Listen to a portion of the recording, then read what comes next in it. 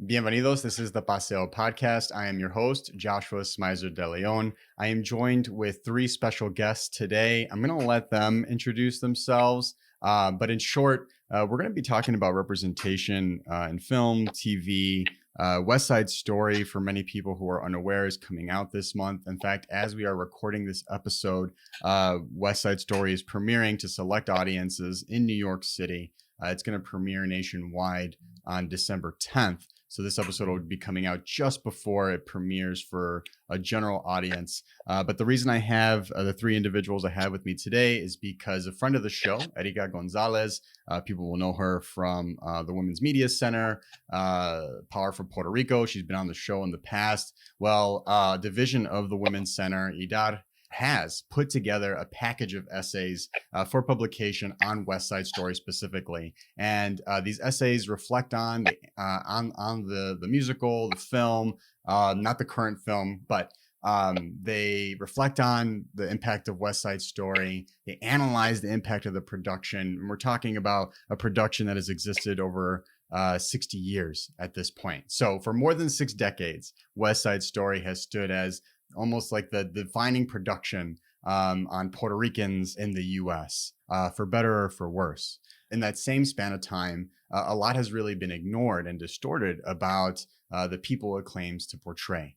And we're going to ask the question, why is that? And digging a bit deeper into the realities that exist in the way content is created and who that content is created, and who's pulling the levers of the way that content is created. But one last thing before we get into intros, we're for context, people listening, West Side Story, the musical debuted in 1957, the movie 1961. Puerto Rican kids were treated as the poster children for juvenile delinquency.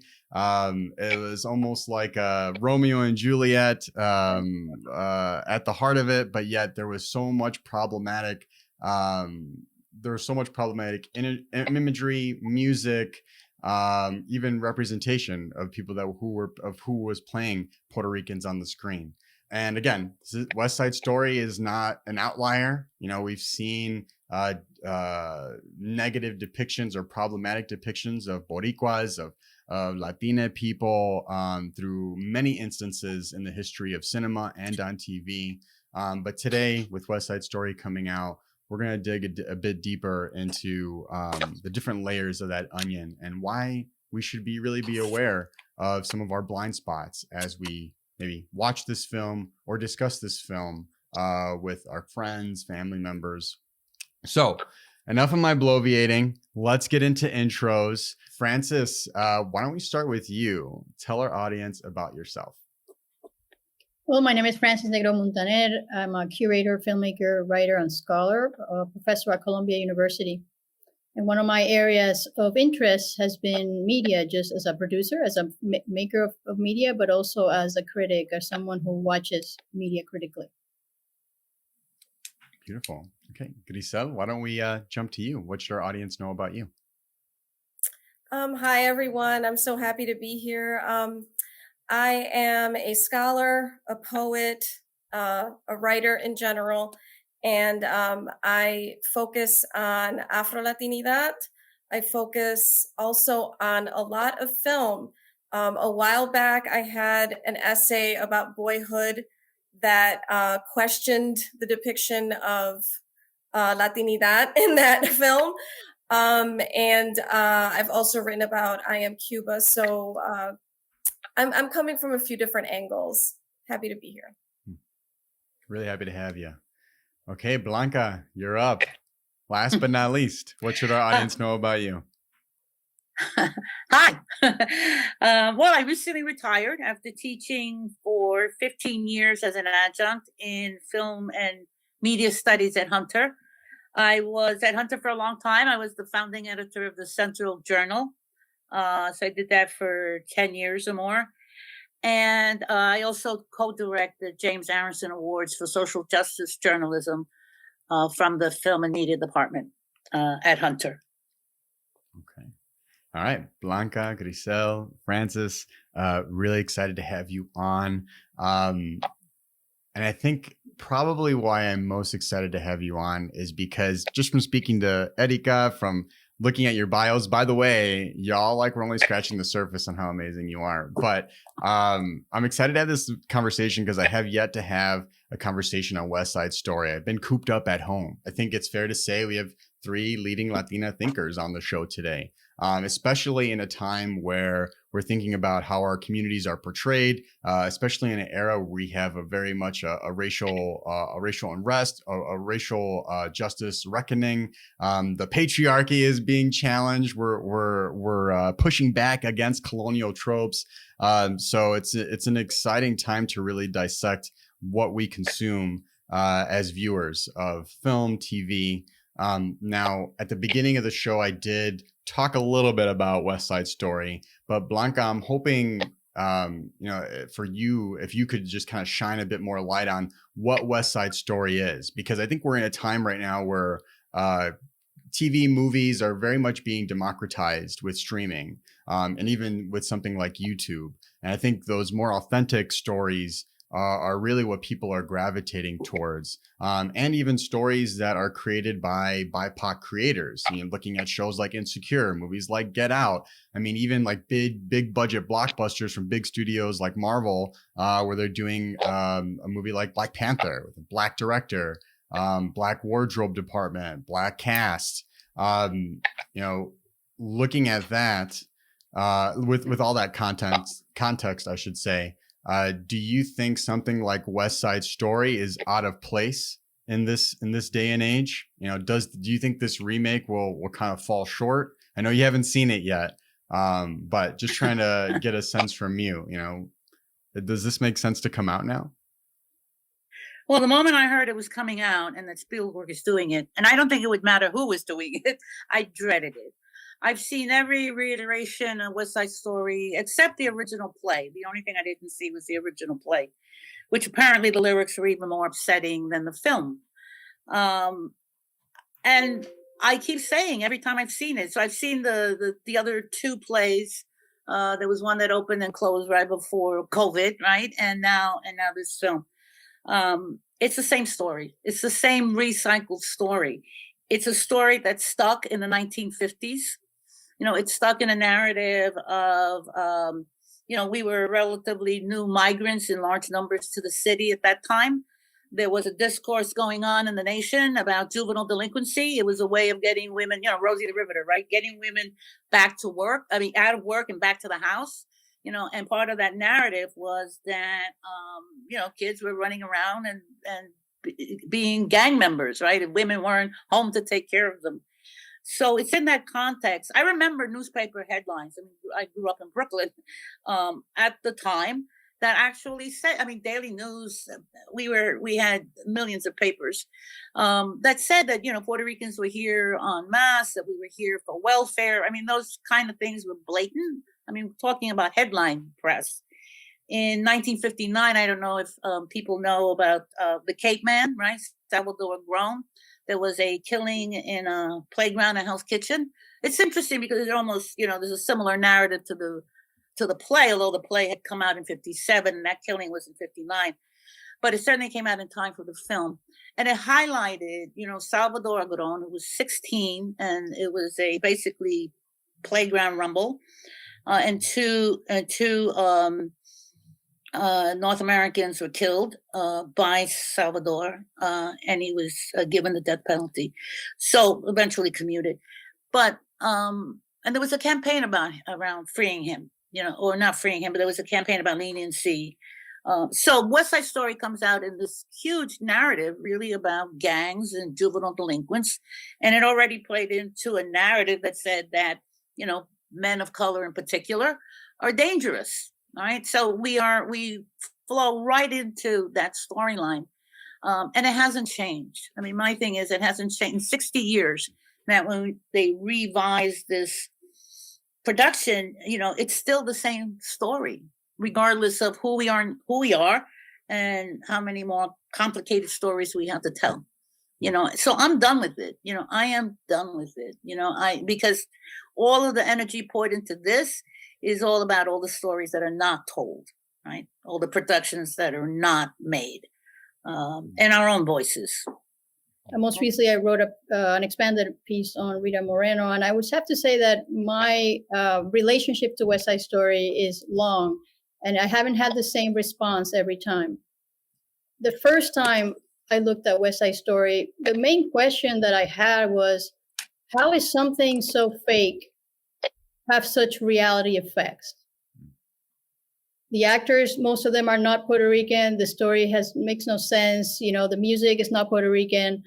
The accents and so forth. And one of my responses, or let me say two. Two of my responses is, one, this film is really not about Puerto Ricans. There's been a displacement towards a group of people that the creators knew very little about in order to think through questions that did affect them as Jewish queer men.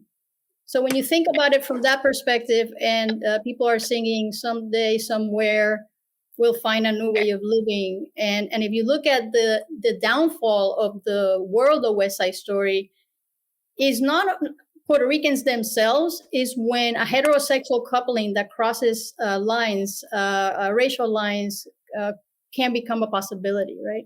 So you can't separate the gender politics really from the racial politics in West Side Story. They're very much intertwined. And then the character of Anybody's and Baby John are these secondary characters where queerness is being cited, in the film. But then I realized something else, which was that part of the longevity of the impact of this film versus the show, because the show actually wasn't that popular until the 1961 film made it popular worldwide. And it is that in the absence of competing and other narratives that have the same prominence, what West Side Story contributed was it taught people to see Puerto Ricans in a certain way. And it crafted what that way was. The bodies. It's the accents. It's the brown face. It's the attitude. Is how people move physically, like through space, right? And that primer that West Side Story cohered was then not only reproduced like in a loop because the film and the revivals kept coming, but because other films and other media reproduced them as well.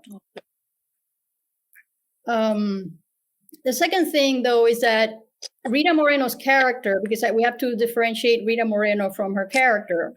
Anita's character is one that some people would call a self-hating Puerto Rican.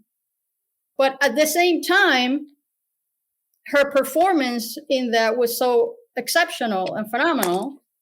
She became the first Puerto Rican and Latina to win an Academy Award. She was recognized for that. So you were asking earlier, Joshua, about the ambivalence and the contradictions. And I think a lot of those are actually located in Rita Moreno rather than the film at large. And I recently wrote something where I actually have these recordings that I took as a child of my family watching West Side Story in Puerto Rico on TV, dubbed by Mexican actors. Wow. And I can hear my grandmother say, and it's the first line of the piece, when Rita Moreno appears, you can hear her say, "Esa es Rita Moreno, la nuestra." And so I think that, so West Side Story then is also complex because not only does it have an instability of how it's put together, it's also complex because it has a Puerto Rican performer doing exceptionally well in it. In the most interesting character in West Side Story. Even if it's a stereotype, what she did with it made it actually the most memorable character of all West Side Story. Now, though, Francis, can I interrupt you for a second? Can you, sure. I find it interesting that, and I was aware that she had won the Academy Award for her performance, but didn't you find that interesting that she won an award for a depiction of a Puerto Rican that the White Academy felt was worthy of awarding? Like, this is kind of like our stamp of approval that this was like the definitive way to act this part as a Puerto Rican? It's a very interesting question because as we speak, I'm actually writing the third report in a series that I've been writing about Latinos. This one includes all groups, but it's about recognition by awards, including the Oscars. And one of the preliminary conclusions I can tell you is that people of color in general win for very patterned things. it's not the best performance that wins necessarily. It's the best performance that the Academy or the other award organizations consider good, and often those performances that are considered the best follow certain stereotypical patterns. So not only are the roles stereotypical, is the message that the roles convey might be very much upholding premises that people have about that group of people. And you're right. I mean, I've heard the soundtrack from the musical on stage and the musical on film.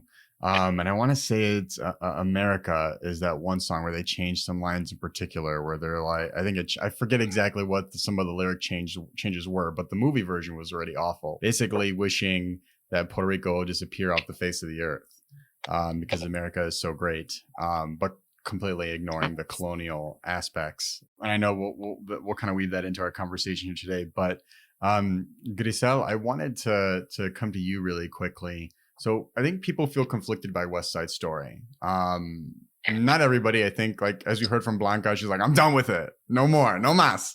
But I think there are a lot of people that are conflicted by West Side Story because it really relies on the classic narrative of that Romeo and Juliet tragedy. And I think people are drawn to that in some respect.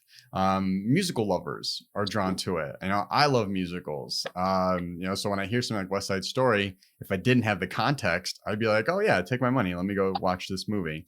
Looking at the scenes, looking at how exciting, how tense they are. Someone like Rita Moreno's influence and her being in the film, her amazing performance in the film. I think that can, for some people, they might look at it with rose-colored glasses or ignore some of those blind spots when it comes to taking in really, the subtext of what this story is saying. Why is it important to be aware of these blind spots when taking in content like a West Side Story? Well, it's really important for a number of reasons. So the essay that I wrote about my experience with the film is kind of, it goes through the process that I had with the film as a child. As someone not of Puerto Rican descent, half Cuban, half Colombian, identifying with the film because Latinos were represented. I heard the accents, even though they were not any accents that I heard in my community, but I heard them and I thought, oh, that's who I am. And I was very, very young. I didn't even know what the lyrics said at this point. I just heard some of the music and saw the colorful nature of certain scenes. And I thought, oh, this is sort of my world, right? And then when I started reading the lyrics as I got older and actually started understanding the words, I was absolutely horrified and so saddened to learn more about the film in terms of who wrote it, why it was written. It wasn't even meant to be about Latinos, as Frances Negrón-Muntaner mentions in her essay of 20 years ago. So I think that we really have to be diligent in terms of what we allow to pass as our culture. I know that there are Latinos out there that they will just see that there are Latinos in this film and they'll think it's a Latino film. And they'll be like, oh, well, Steven Spielberg, he's great. He's paying attention to us. No, no, that's not what's happening. What's happening is that our stories are not being told. They're being co-opted and we're actually being given a very slick product that is taking little signifiers and mashing them up into a distorted farce that is really hurtful towards our children, because then our children don't really learn the stories that we have to tell. You know, we have movies and shows out there. They're not perfect, but they are there and they're written by people like us. we have Gentefied, which is a widely popular show on Netflix. We have Vampires in the Bronx, which is outlandish and ridiculous, but it represents the Bronx well. So I feel like, look, I identified with anybody's. I am queer, and I wanted to be anybody's who was, you know, on the Jets side, right? So if this were just a queer film, I would get it. It would work for me. If it had to do with the discrimination against queer people, right? Because me personally, I feel like Tony and Riff, they really just want to kiss, okay? But that is not what these folks made. They decided that they were going to steal a culture and have it put in place of what they really wanted to write about. And I don't think that does anyone any good. It doesn't do any good for Latinos, obviously, but also the queer story that's there. It's not doing any good for folks who are queer. Just be honest about what this was actually supposed to be about. So that's how I feel. And so we have to be diligent to notice these nuances.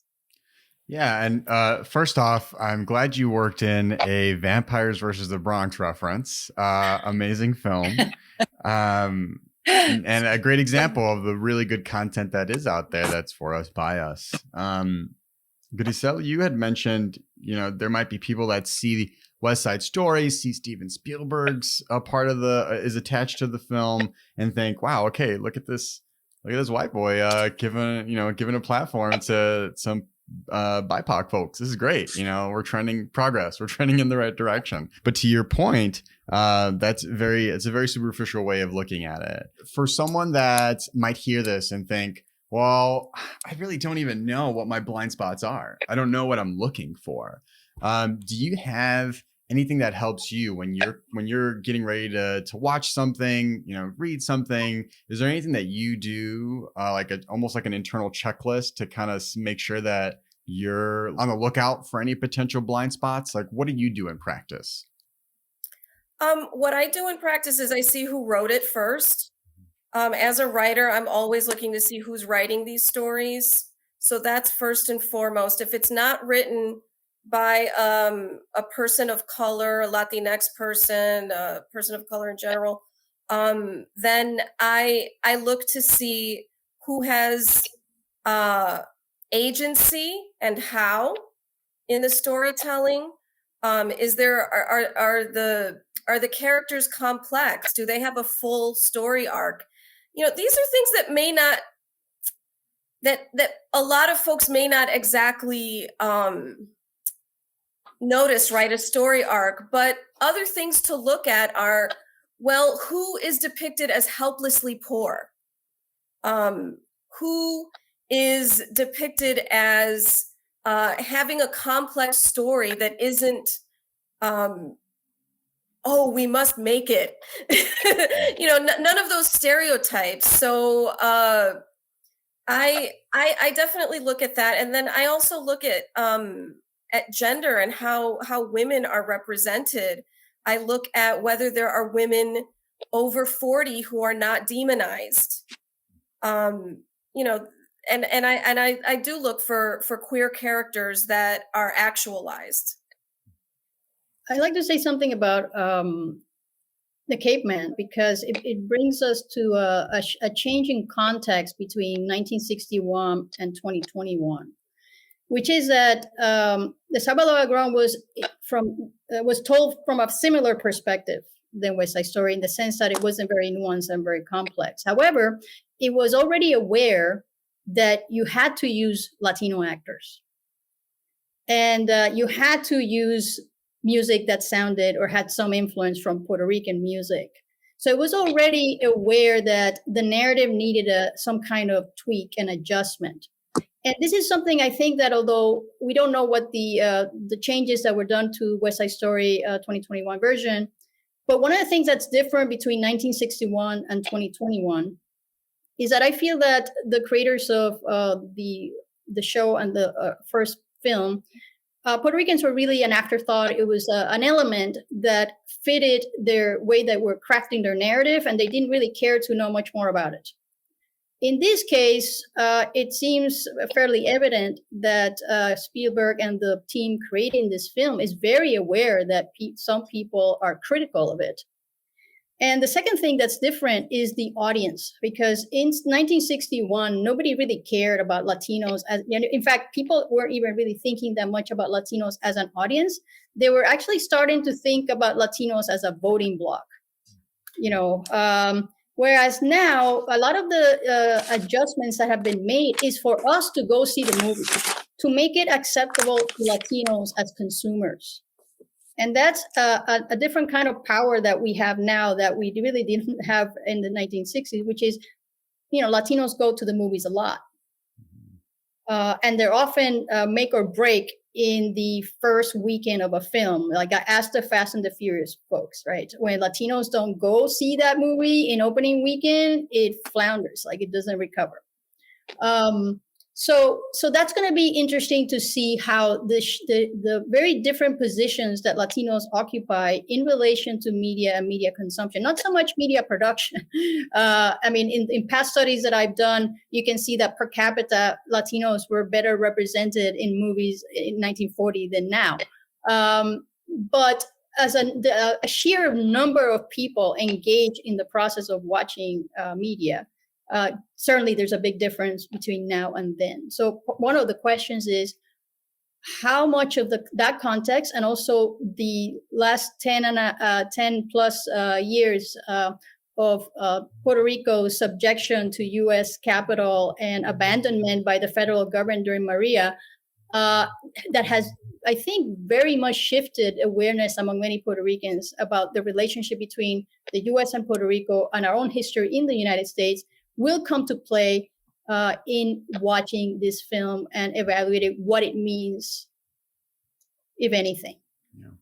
Now you bring up some really good points. And funny enough, after this episode airs, our next episode is going to be analyzing young Puerto Ricans on La Isla who are migrating towards a different outlook on Puerto Rico status that isn't the current Commonwealth status, that isn't the proposed statehood status, if anything, moving more towards more agnostic views about status, if not leaning a bit more towards independence.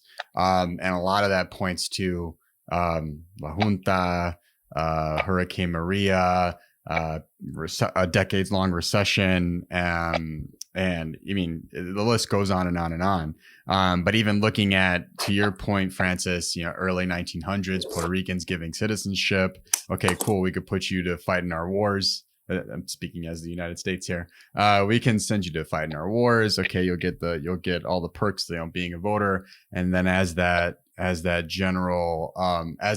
population grows, now we're looking at, and this is layered, of course, but now we're looking at more Puerto Ricans that live here in the United States than live on La Isla. We're talking over 5 million compared to about 3 million on the island.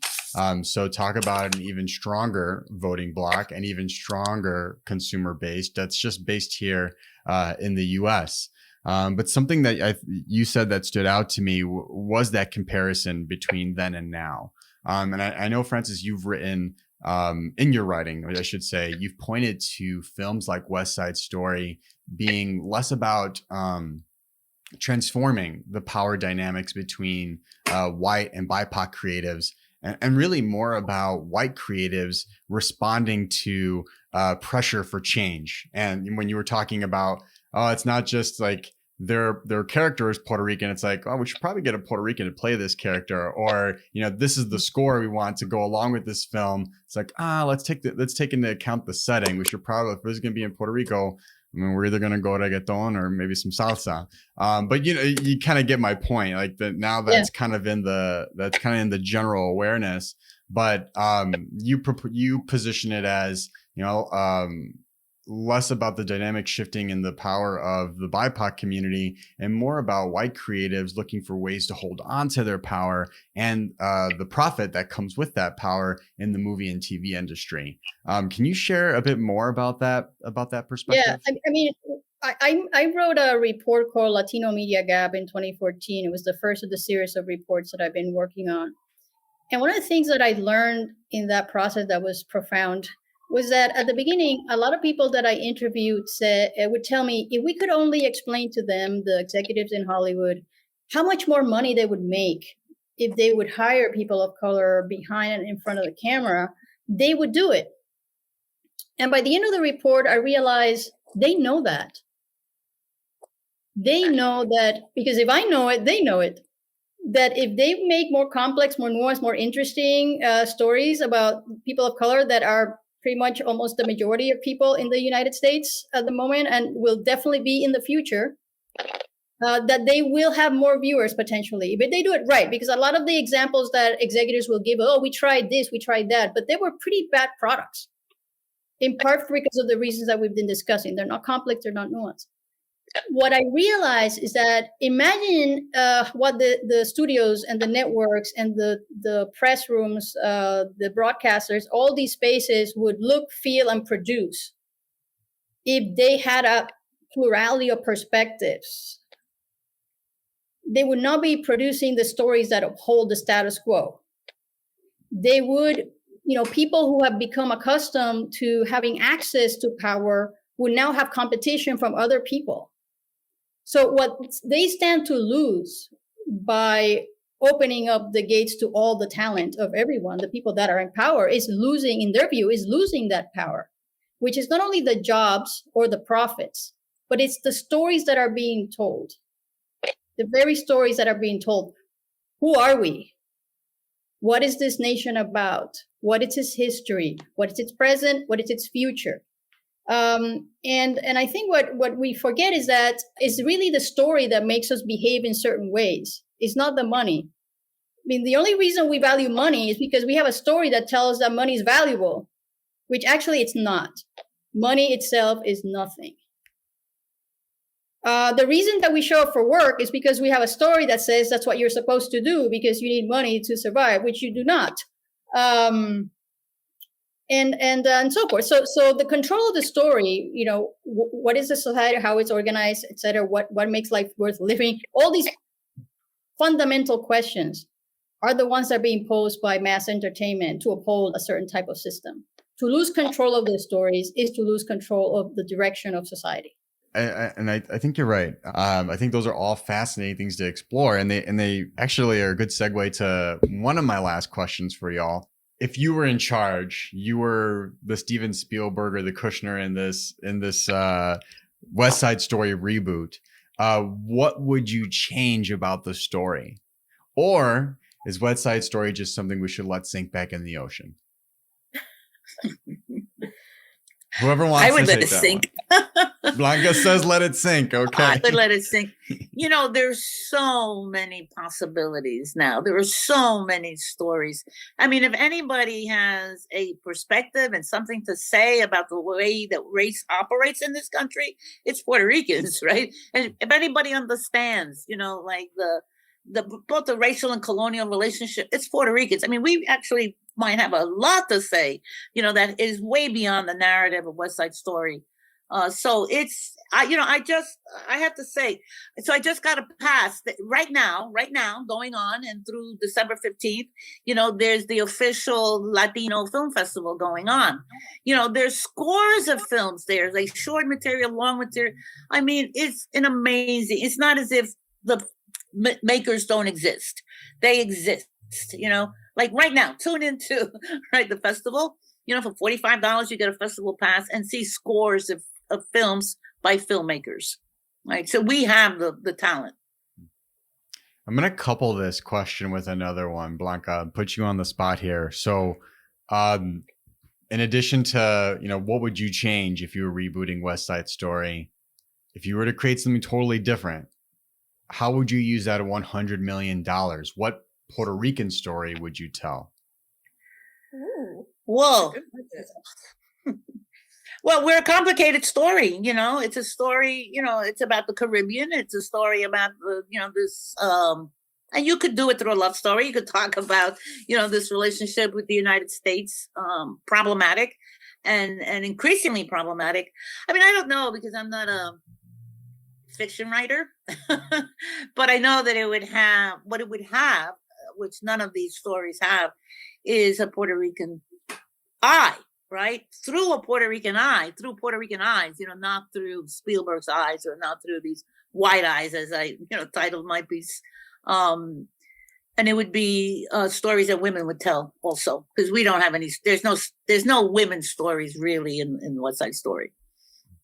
I've been schooled by my Puerto Rican brothers and sisters and so forth since I moved out here to New York, but also when I grew up in Chicago and Logan Square. So I really would love to see someone greenlight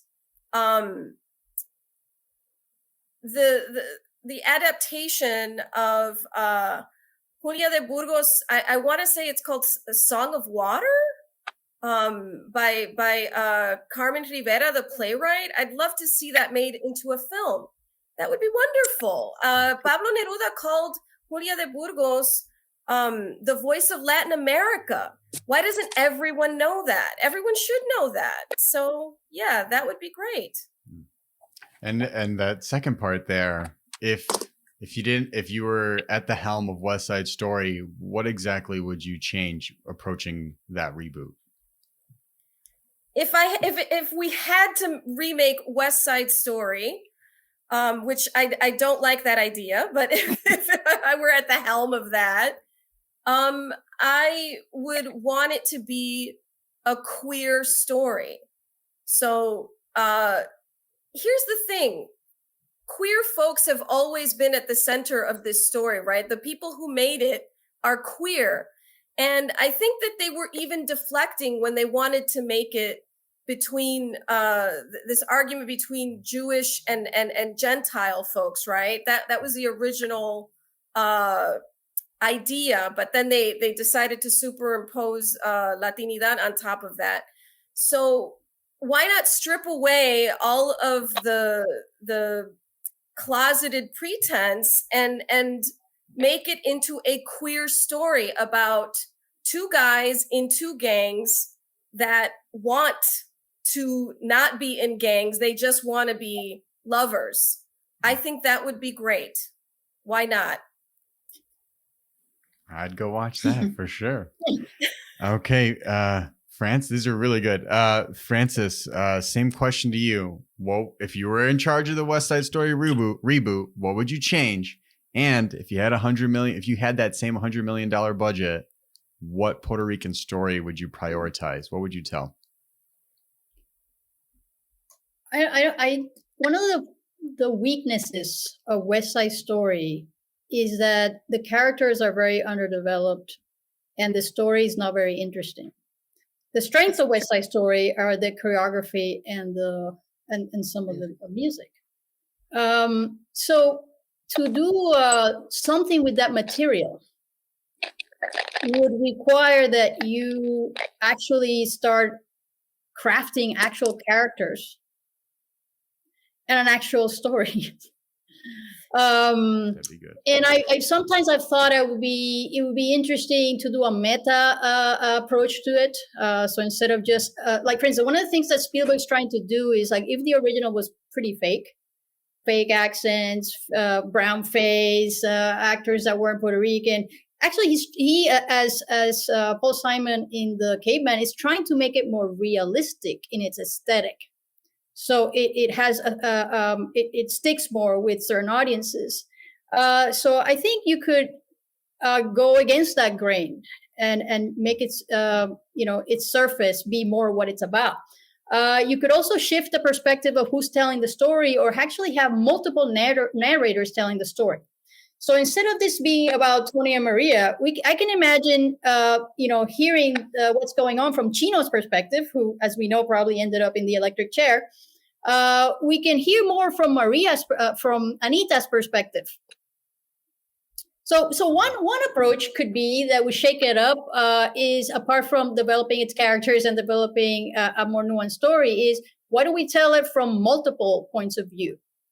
And make those very specific and very nuanced and complex. I mean, that would be one way about it. Although personally, as a filmmaker myself, I feel much more inclined to use that $100 million to both make possible new and different stories and make other people's stories possible. So for many Latino creators out there, $100 million could seed, support, and develop the talents of many people. And many that are beginning, but many who are at a point where if they just had a bit more of more resources, they could really go to another level, and also with a commitment to bring other people up, which is one of the things that from the behind the camera angle of West Side Story, they really didn't do that. Right. They really didn't bring talent up with West Side Story. They might be opening some doors to the cast, perhaps. That certainly happened in the 1961 version for Rita Moreno to a point, because as she herself has said, after West Side Story, she actually got worse and worse versions of the same role, but she turned from that, she refused them, and she actually developed the career that she has had since then. So it is possible that some people in the cast, this is actually something that opens the door, but it's of note that the team didn't really try to bring Latino talent up in the decision-making rounds of the production, which is something that anybody that has $100 million to make a Latino-themed storyline or any kind of related thing should have the commitment and the obligation to do, given the levels of exclusion and marginalization of Latinos in that industry.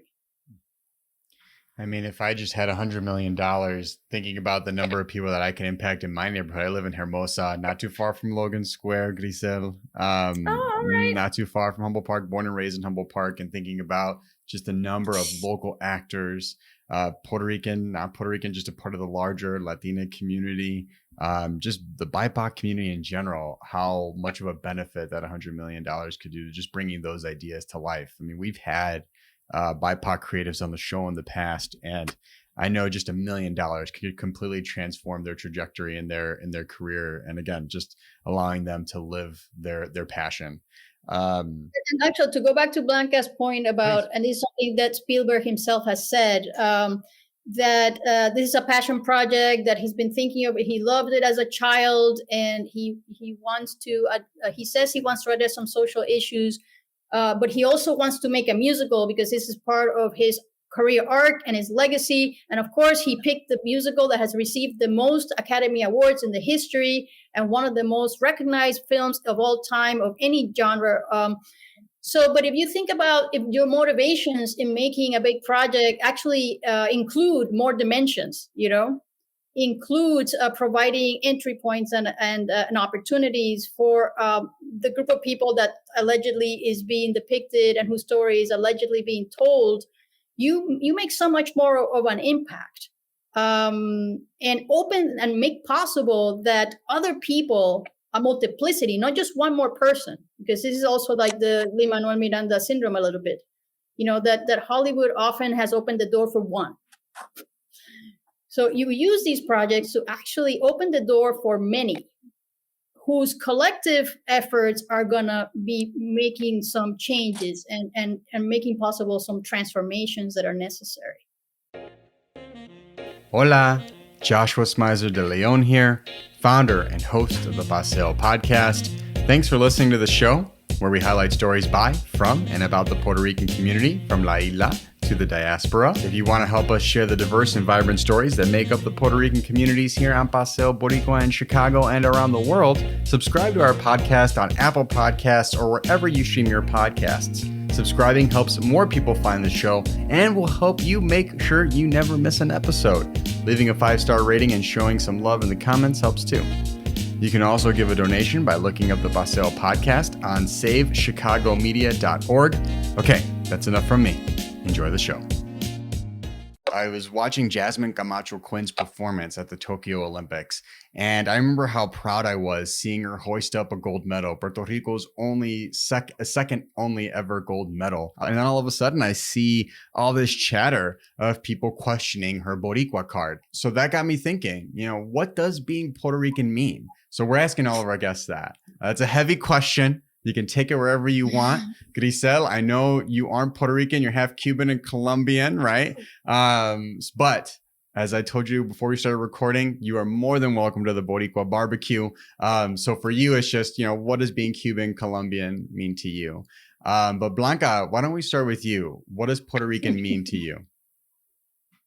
Well, it means something about our relationship to the U.S. because, so it's where I was born, right? So, it's a birthplace. It's a, although as I had to clarify with someone who asked me what my hometown was, and I had to say Brooklyn because I grew up in Brooklyn, not in Mayagüez. But it's the birthplace, but it's the birthplace of my parents, and it's the culture I was raised in. So it's tajos y habichuela, it's pernil, it's saying bendición when you leave the house. It's respect for your elders, even if they're mean and rude to you. It is a generational story. It's my great grandmother, talking about how significant it was that she was born in 1875 because slavery had been abolished in 1873 and her mother had been a slave. So being Puerto Rican is all of those, basically it really is your family line. It really is your ancestors, right? And it really is all of that they pass on to you. And a lot of that is about survival, right? And pride, right? Because that's the other part of surviving is so legal status is irrelevant.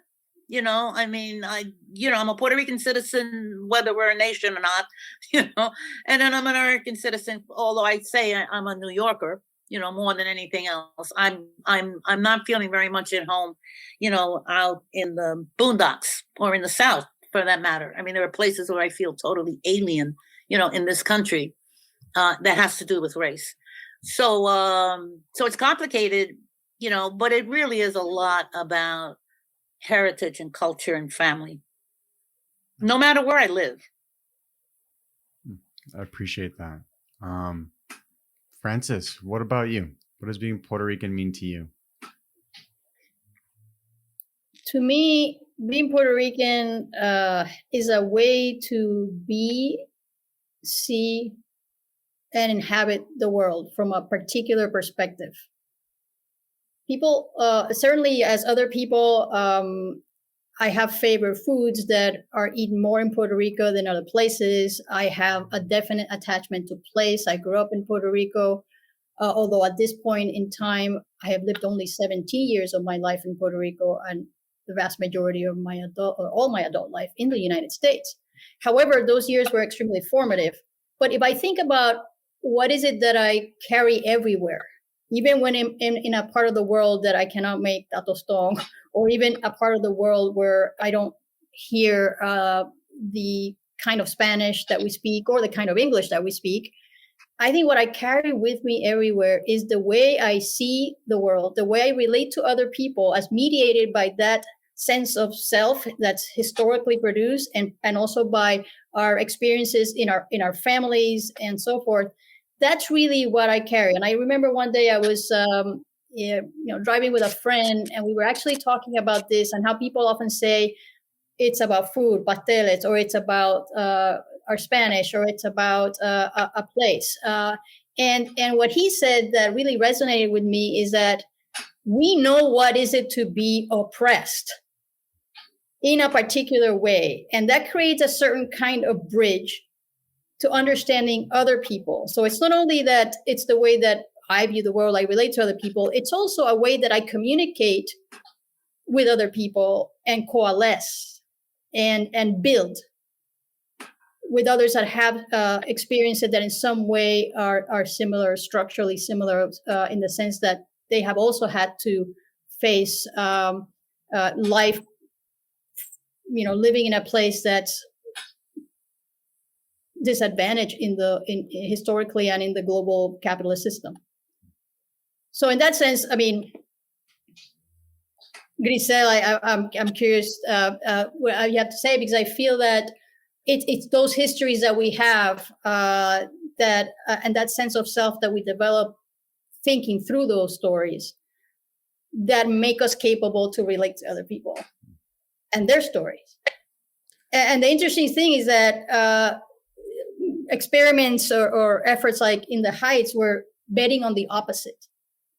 They were betting that the more generic you make the Latinidad, the more accessible it is to everyone, and everybody can subscribe to it. But in fact, the more specific that you make it in what are those challenges that people face and how power limits their capacity and puts obstacles in the way is actually what makes it easier to connect to someone else.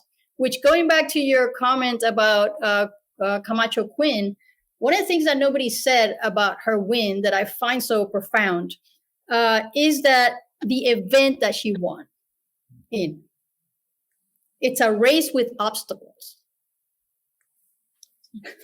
So an Afro-Puerto Rican woman that is, of course, the best in the world at the event where you have to run, meet the obstacles, and win and come on the other side, you know? So that's one of the things that I felt about her victory, that she was in a way exemplifying, Blanca, you were saying earlier, how do we get out of this? You know, she was exactly like, we are going to meet all these obstacles, but we are going to get through it. And that's a very profound message in the crisis moment that we find ourselves. And I think one of the resonant dimensions of her win.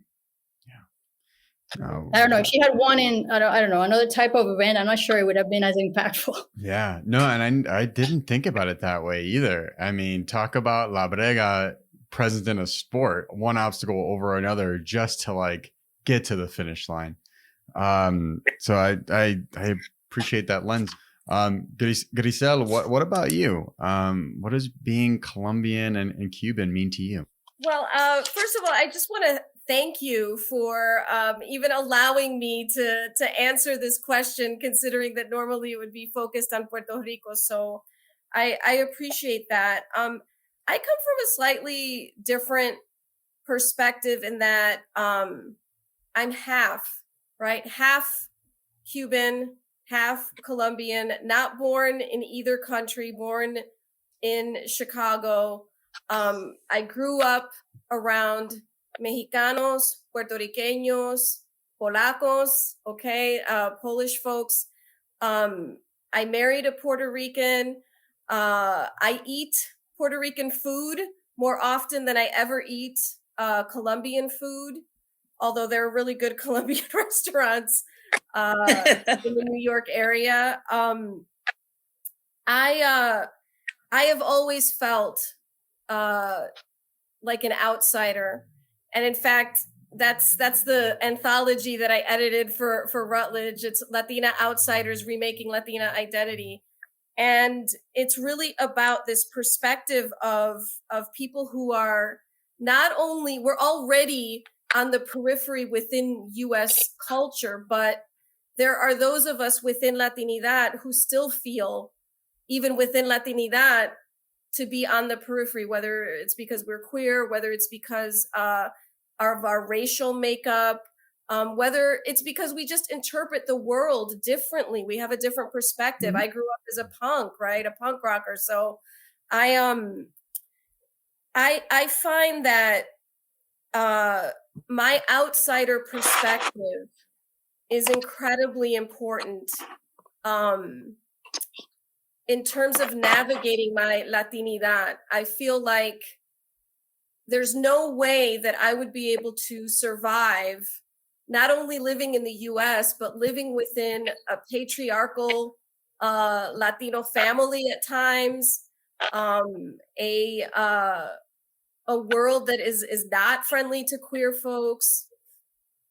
It's that outsider perspective. And honestly, I feel like Latin America really understands that outsider perspective. You see it in all of the literature. That's true. And I would say that that is probably at the core of my particular brand of Latinidad. It's this this perspective that is a little bit farther back, that sees a larger mass of what's going on. It's not that close-up view that's centered. It's decentered, and it can see more of the plate spinning and whatever is going on. And that allows for a lot of empathy. So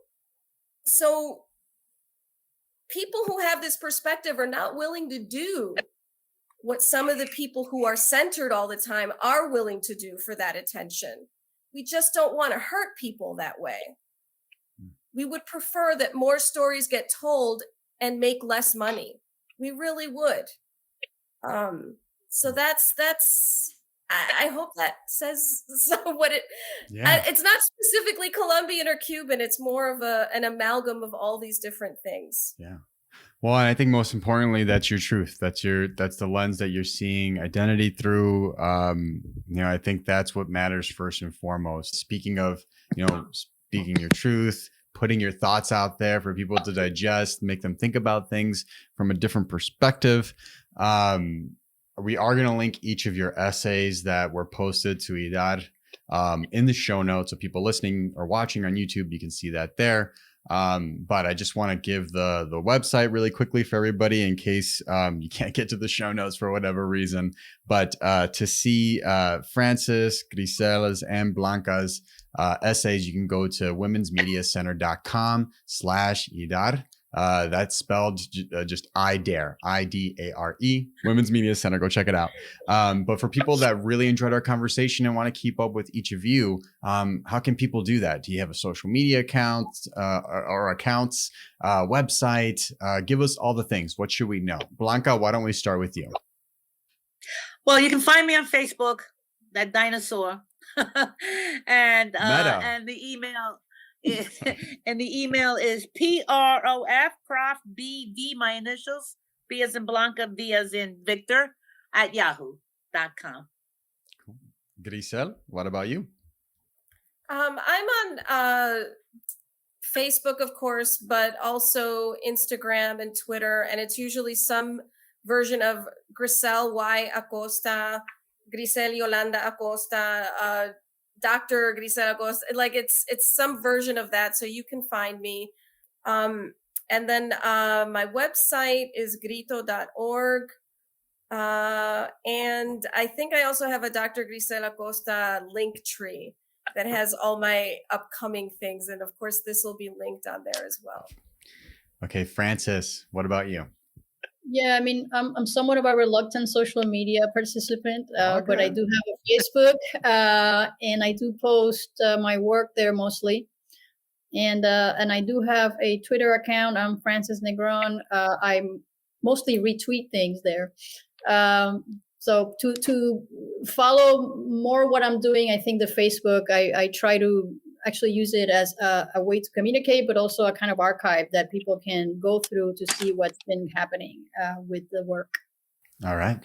Francis Negrón-Muntaner, Blanca Vázquez, and Grisel Acosta, thank you so much for being on the Paseo podcast today.